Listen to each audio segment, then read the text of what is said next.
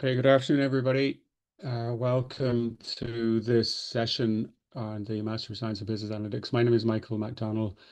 My area is Management Information Systems, and I'm the Program Director for the MSc in Business Analytics, which I'm going to introduce briefly this afternoon. Joining me today, Kathy Timlin from our Marketing Office, and then Elaine and Sinead from Student Recruitment.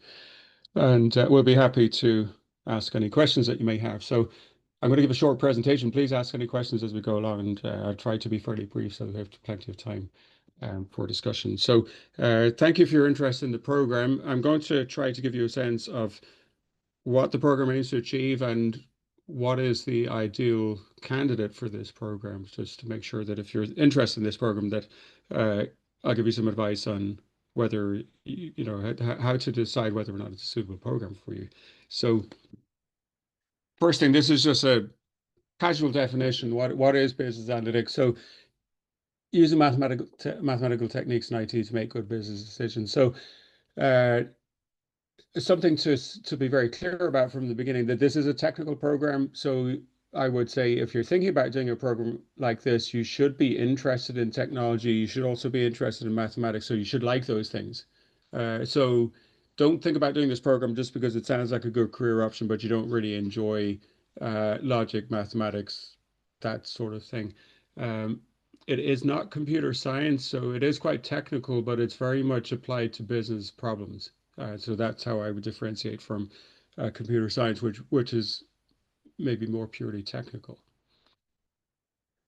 We try to bring out a combination of skills and theoretical grounding. So it is an academic program, so there is a lot of theory, but at the same time we use technology as it applies to business problems and business applications in a real way. So that balance is important.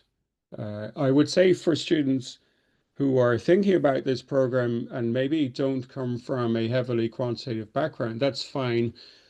And what I have advised people to do in the past in order to prepare for a program like this, if they're coming from more, say, a fairly general business background, for example, would be to focus on computer science, computer programming, and statistics as two kind of core skill areas that would really help to prepare you for the program.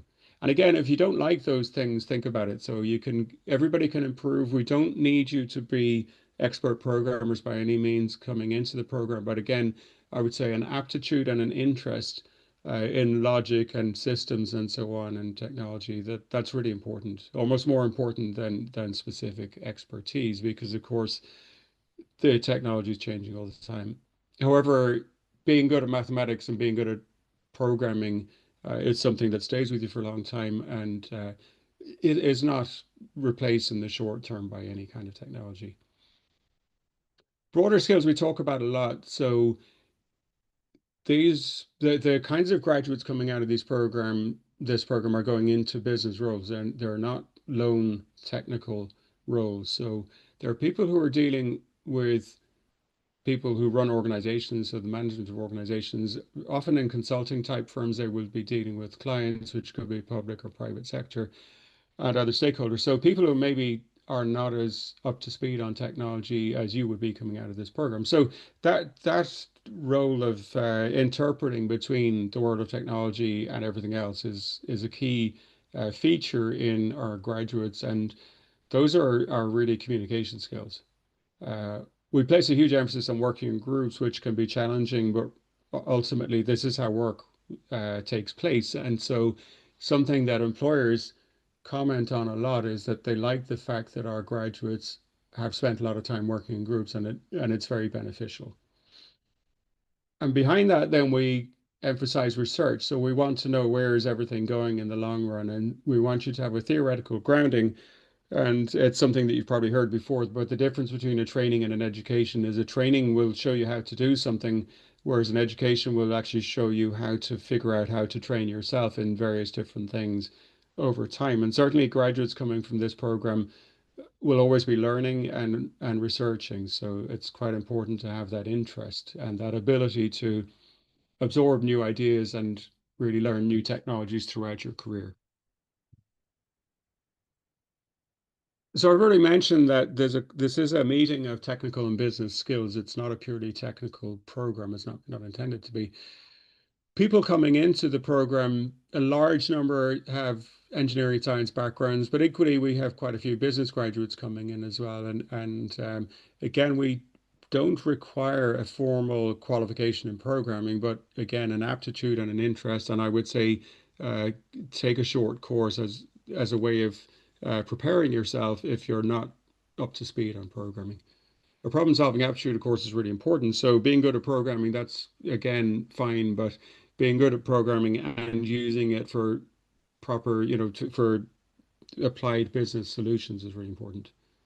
And then those core things, programming, mathematics, and statistics, those skills have existed for a very long time, and they continue to be really the key skills that I would say you should a be familiar with, and B, like you should have consider yourself as having an aptitude for those areas.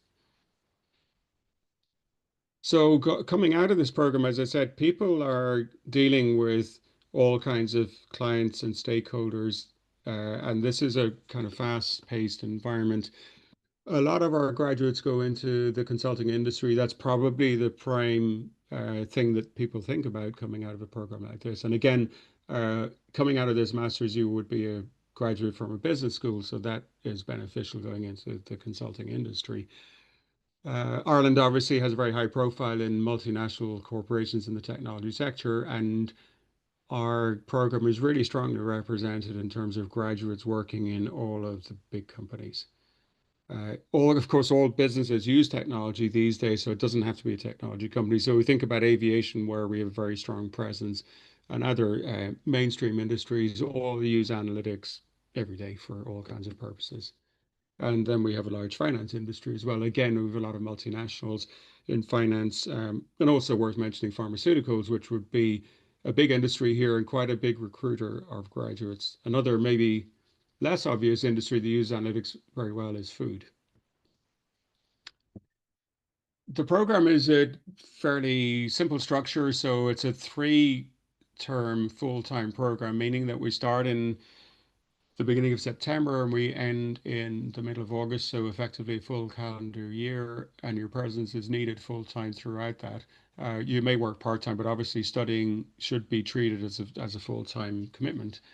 Um, and we have in each term the same credit value, so four modules in each term. And the summer term is a little different in that you get to choose from you take two modules as options, and then you do what's effectively a double workload, which is your capstone project. And that is an exercise where you're working with companies or with academic colleagues on a defined applied research project to use your learning in a way that aims to reach a solution to some problem. I'm sorry if this is confusing initially, but I like to think about all of us having different backgrounds and interests and strengths and different skills.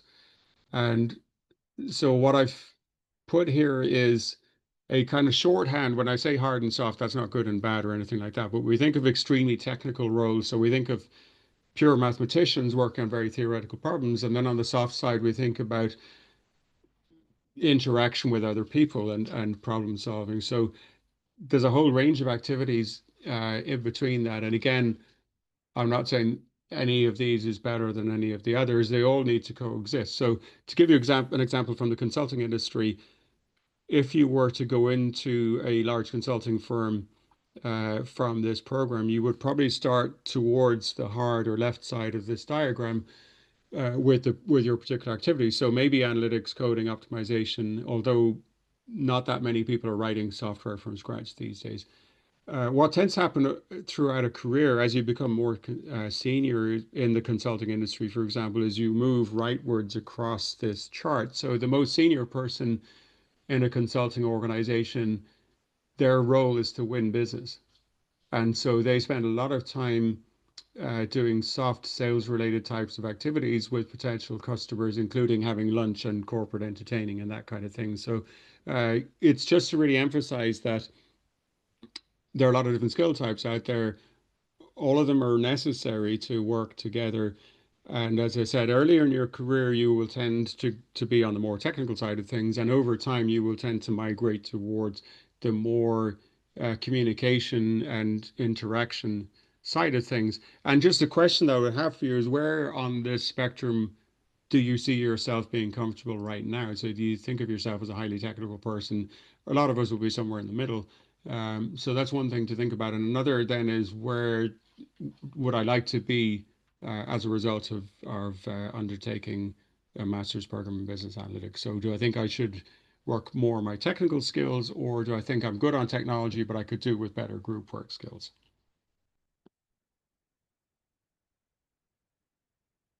You might just take a note of those two email addresses. So Anne-Marie is my colleague who deals with the running of the program and the administration of the program, and then I'm the academic director. So if you have any questions, I'd be very happy to receive an email if there's anything that we don't cover here today.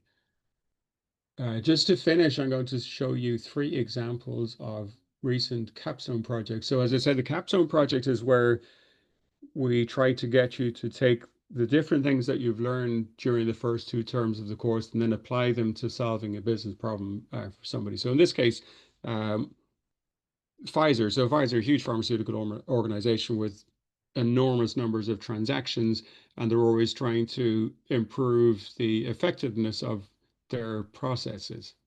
Um, and so this is just one example where we see under the modeling heading some quite technical terms. There are actually mathematical techniques that are used to identify customer behaviors. Novartis, another big pharmaceutical company, as it happens. In this case, the project was a very interesting one, which is kind of it was evaluating the environmental impact of people working in a hybrid format. So, you know, if people travel to the office, they're incurring some carbon consumption and emission, and if they work from home, there are other factors. And so this was looking at, you know, if you have a big office that's empty most of the time, that's wasteful too. So how do you measure and balance the impact of changing work patterns in a large organization? And that might sound that something like something that's only kind of about environmental awareness, but actually this is the kind of thing that's now getting measured and reported in large organizations. So it's becoming very important to a business. Finally, then this is a project that we did with Microsoft where uh, there is an in-house training offering in the finance function area, and this was the students' challenge here was to take the content and make it more usable and better. So you can see just from those three snapshots that they're actually all real business problems, they're important business problems, um, very different challenges, and I think looking at them now, if you haven't undertaken the master's program, there's probably an amount of complexity and expertise that you're thinking, oh, I wonder if I would be able to do that. But I can assure you that everybody on these teams was using the skills that they gained during the program and in all cases did a very nice job providing expertise to these organizations. Okay, so that's my presentation. I hope it makes sense. I'd be very happy to take any questions that you might have. Michael, I have a couple of questions that have been asked by our attendees. Thanks, Jane. Um, the first question is, are there any new modules or electives focusing on AI within the coming year? Okay, thanks, Shane. So AI is something that I would say is pervasive. So in the sense that we cover specific areas of theory. So statistics, for example, modeling, optimization, all of these things are being enhanced by new tools all of the time. And so there will, to answer the question briefly, there will be a module that doesn't yet appear on the curriculum, which we're working on at the moment. So there will be an additional optional module in the summer term. It's probably going to be broadly in the area of using AI for process improvement. And there's a term that I like called which is process intelligence. So what it means very briefly is we're all familiar with the kind of day-to-day examples of AI, which mostly is mining large language models and kind of, just in a very simple way, it's speeding up search and it's making search smarter. What process intelligence does is looking at how an organization functions, just make it more efficient. So it's not a new idea, but to give you a very everyday example, the most widely used example of artificial intelligence now as it applies to business processes is handling expense claims, which sounds like quite a mundane thing. But actually, what it means is large organizations have huge volumes of receipts and different, payments related to expense claims. And by incorporating existing technology, they can take 90% of the manual effort out of processing expenses. And that's a huge cost saving for organizations. So that's one example of what I would call process intelligence. And that's something that, yeah, so we will focus on. So AI in the kind of everyday sense features in a range of different modules. So we have an introductory module in the first term. We've also a hot topics module in the summer, which would look at that. But I would just differentiate between the kind of consumer use of AI on the one hand. So that's, how do we find information quickly? And then the business use, which is improving processes and making, really it comes down to saving costs and resources in organizations. So that's something that we're seeing more and more built into tools as well. Okay, thank you. Another question. What is the difference between statistical methods and statistical learning, Michael? Great question. So, really short answer is statistical methods is a a general but fairly advanced course in business statistics. So it's quite wide ranging.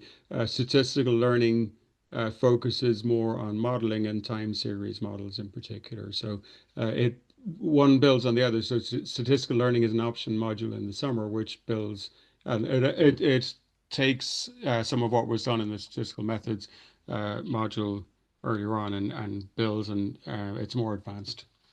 And it's Okay. actually, I mean, it's closer to AI in terms of modeling techniques. So in other words, you take some data and you kind of project forward from that and you come up with intelligent answers. Okay, great. Another question. What language do you teach? Is it Python or what are both? Uh, Python are features slightly, but I actually it changes from time to time. So Python is kind of the core language that we use for the programming module in the first term, and there are lots of opinions about programming languages, and that's the one that we've kind of agreed is the most suitable general purpose language. Again, we don't require you to have a background, but there's a very good book that's free called "Learning Python the Hard Way," which is kind of an ironic title, but actually it's a resource that a lot of people I've recommended to a lot of people as a primer coming into the program. So if you feel that you need a little bit of extra preparation programming, look for Learning Python the Hard Way, and that's one that people have said has been very helpful to them. So Python, but again, my colleagues would tell you that the specific language is less important than understanding the principles of programming. But Python is Okay. one is the one that people recognize again so employers will be happy to see that on people's CVs. Okay, thank you. And two more questions. First of all, would it be possible to share the slide link for the capstone project presentation at all in the chat, Michael, or I Oh, might, sure. if at Yeah. all possible. And the other thing is, how much machine learning is there on the course? Is that part of a big part of it or not? Uh, it is. So machine learning would feature in a range of different modules, including the statistical learning module. And sorry, just give me a moment while I bring this Of up course. again. Thank you. Okay. Uh, are you seeing the presentation now? Yeah.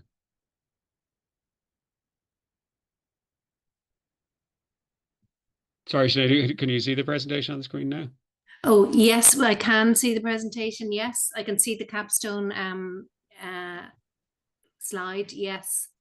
Okay. Um, Um, and I'm just going to, when I stop talking, I'm going to take a minute to see how I can share. Do you want me to upload that file then into the? if possible. But there's we can do that potentially afterwards, Kathy, can we? Yeah, we may be able to. I'm not sure if that will work in the. We don't. It's not a linkable file, is it, Michael? I just had a quick check on the website, and there isn't a. When you It's click on in Stone, it's there in isn't the a Google display. it's in the Google Drive that we have for this session. But I Okay. can I wonder if I can make sure If that that person provides, whoever's looking for it, if they provide their email address, potentially we could send it on to them if that's if that's possible. okay. Yeah, I think that'd be good.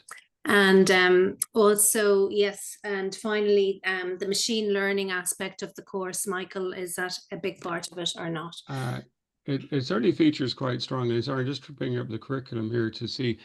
So Introduction to Business Analytics. So the lecturers for that module are familiar with machine learning and would introduce it at that point. And the other area where it fits, where it arises the most would be in the statistical learning module. Yeah. So it's something that it features and it's kind of interwoven. It's integral to several modules. Yeah.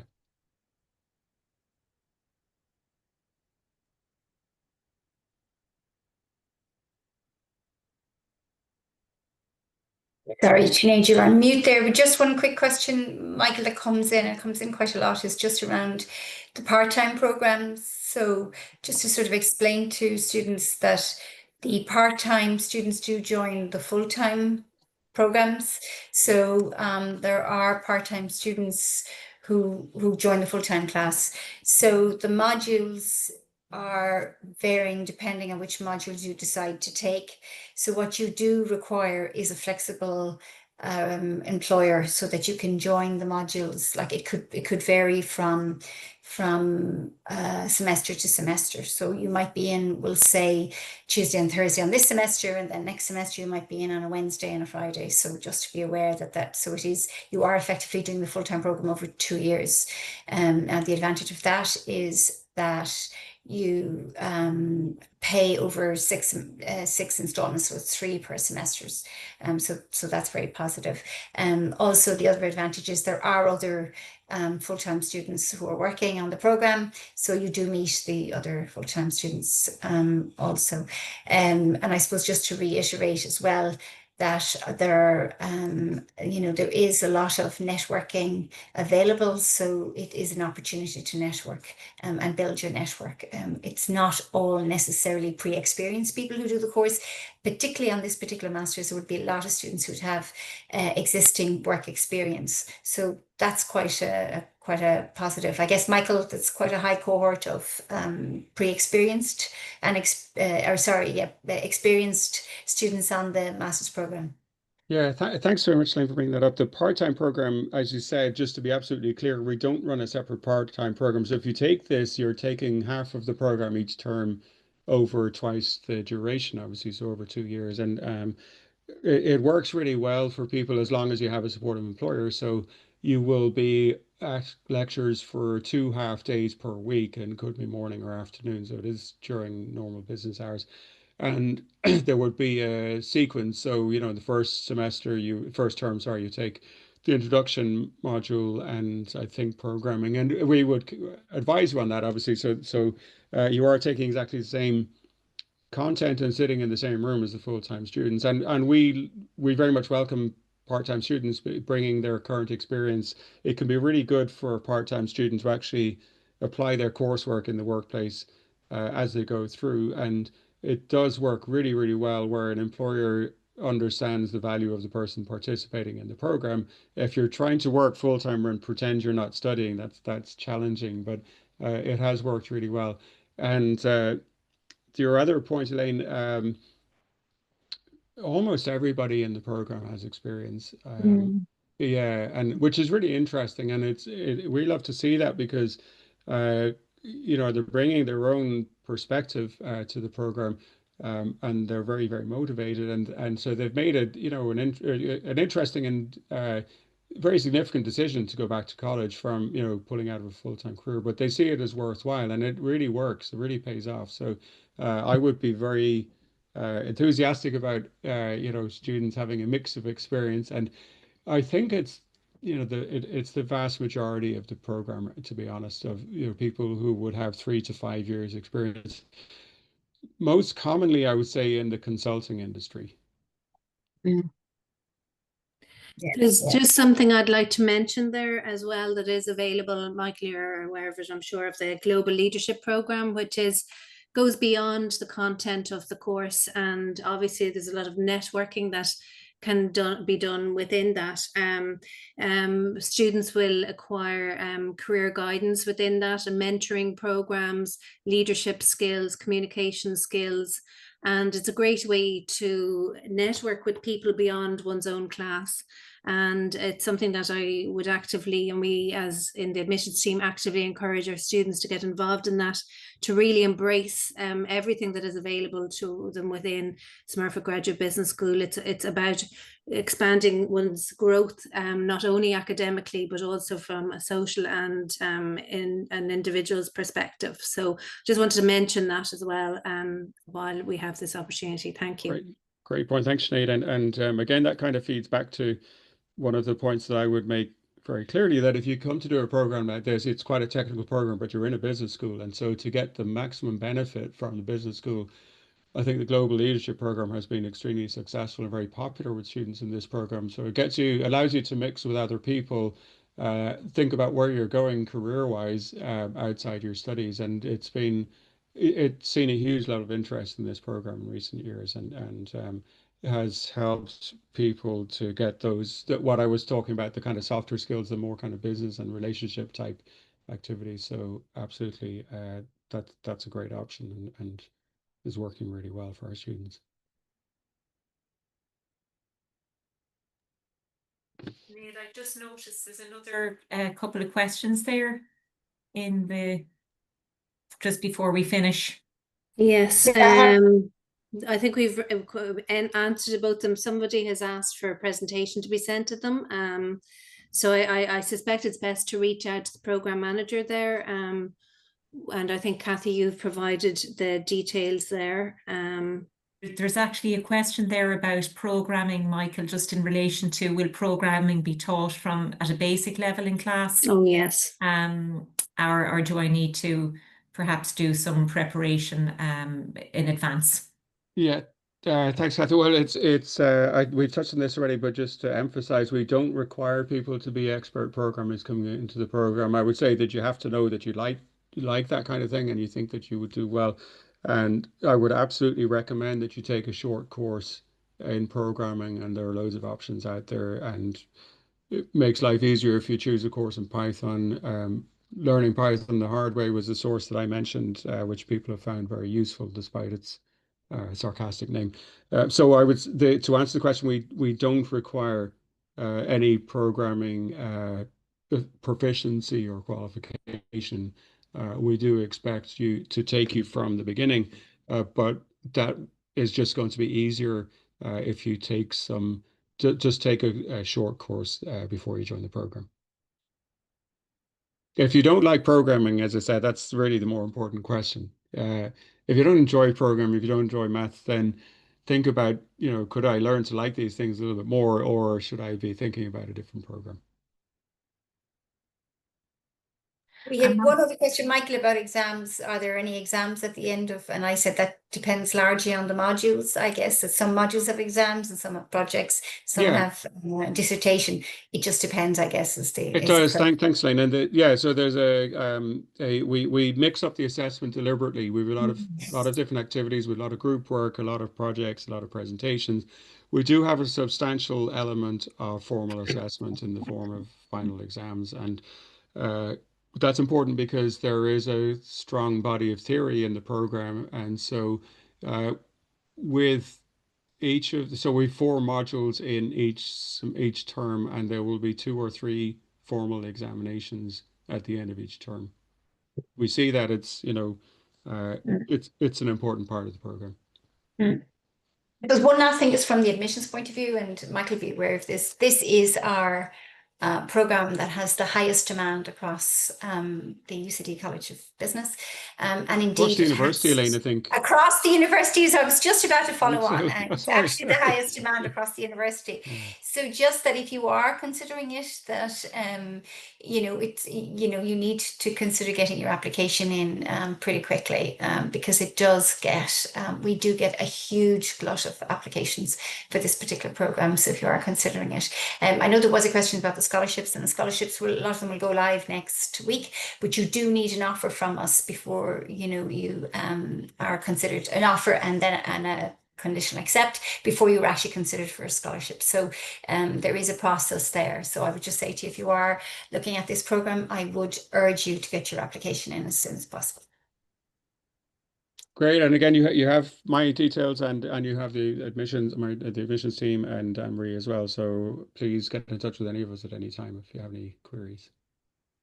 That's great. Also, I would suggest, if you want to look at LinkedIn, just do a search for graduates of the program and see what they've been doing. Great. Thanks so much, Michael. And Thank thank you to Sinead and Elaine from our admissions team, and thanks to all the attendees for taking the time to join us this afternoon. Thank you. Thanks, Michael. Thanks a million. Thank you Thank you very much, everybody. Bye-bye.